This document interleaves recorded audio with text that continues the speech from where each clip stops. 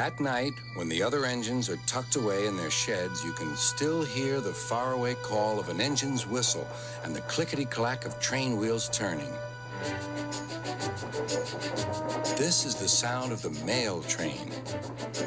One train is pulled by Thomas and the other by Percy, as the loads are too heavy for one engine to do the work alone. The mail is loaded into freight cars at the harbors, and the engines pull their trains through the silent stations, delivering their precious loads.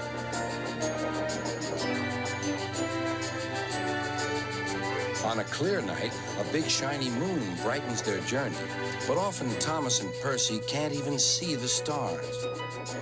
But whatever the weather, lamps along the track always light their way. One night, Percy was waiting at the junction. The main line train was late. At last, Henry arrived. "Sorry," he puffed. "The mail boat from the mainland was delayed." "Come on, Percy," said his driver. "Let's make up for lost time."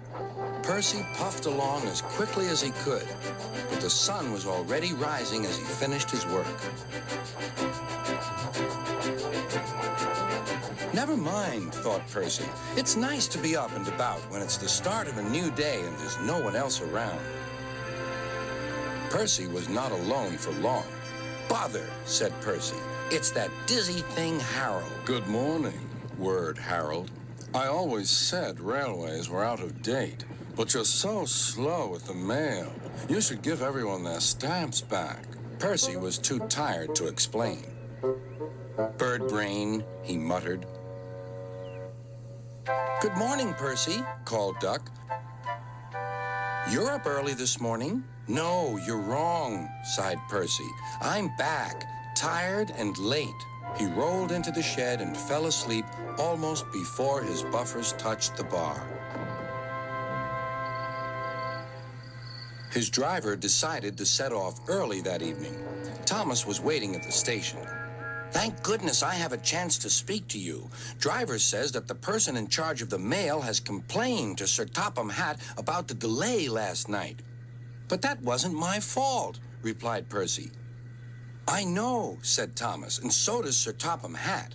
But this mail person wouldn't listen. Tonight we'll just have to be quicker than ever before." The engines were just leaving when they heard a familiar buzzing. "I say, you two, there's news flying about." "Where?" puffed Percy crossly. "All over the place. They're going to scrap the mail train and use me instead. Wings work wonders, you know. Always." "Rubbish," huffed Thomas. That night, everything ran like clockwork. Thomas and Percy steamed through the stations, making good time everywhere they went.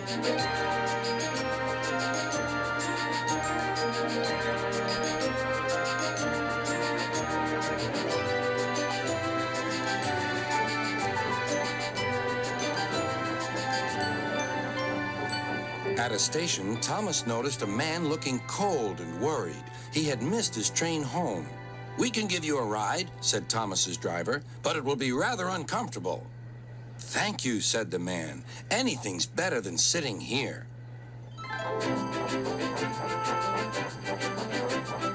The next afternoon, Percy passed the airfield and saw Harold. "Hello, Lazy Wings. Are you too tired to fly today?" "The wind's too strong," grumbled Harold. "I've been grounded." "You need rails," laughed Percy. "They work wonders, you know. Always." That night, Sir Topham Hatt showed the two engines a letter. It was from the man who missed his train. "He thinks you are both splendid, and everyone says that the mail train is the pride of the line."